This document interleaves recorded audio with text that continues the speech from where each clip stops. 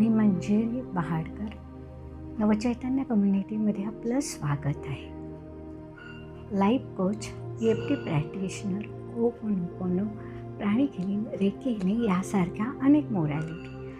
आज आपण शेगावचे संत श्री गजानन महाराज यांच्या चरणी नतमस्तक होऊन त्यांचं थोडीशी महती गाणार आहोत.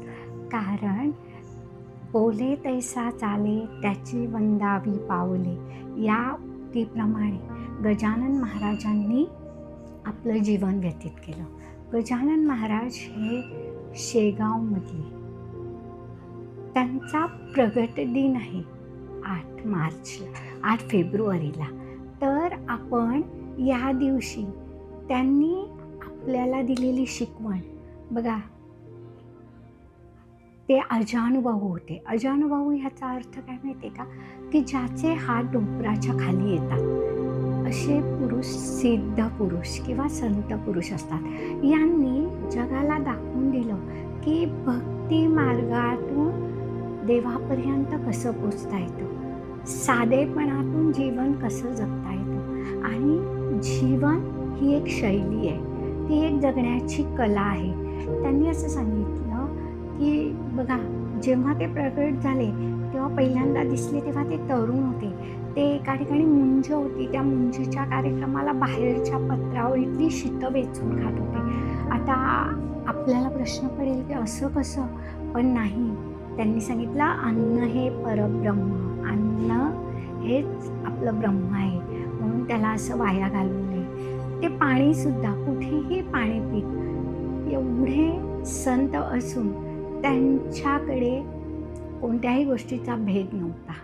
ते सर्वांना सारखे वागवायचे, कोणाच्याही घरात जायचे, कोणाच्याही ओसरीवर विसावायचे आणि सर्वांना गणगण गणात बोते ह्या मंत्राने तिथला परिसर पूर्ण नादमय, प्रेममय करायचे.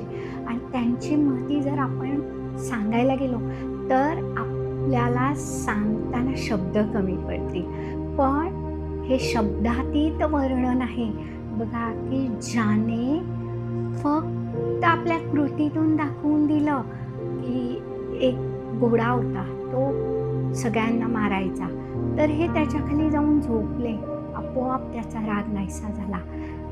अशी अनेक उदाहरणं त्यांनी आपल्या जीवनात चमत्कार करून दाखवले.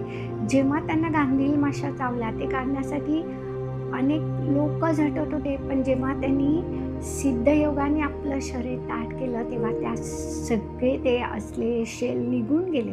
असा हा अवतारी पुरुष, याला आपण सर्वांनी नतमस्तक होऊया आणि आजच्या दिवशी त्यांनी दिलेला मंत्र म्हणूया. गण गण गणात बोते, गण गण गणात बोते, गण गण गणात बोते, गण गण गणात बोते, गण गण गणात बोते, गण गण गणात बोते, गण गण गणात बोते, गण गण गणात बोते, गण गण गणात बोते, गण गण गणात बोते, गण गण गणात बोते. त्यांच्या चरणी नतमस्तक होऊन आपलं पुढील जीवन सुखमय हो ही गजानन महाराजांच्या चरणी प्रार्थना. धन्यवाद.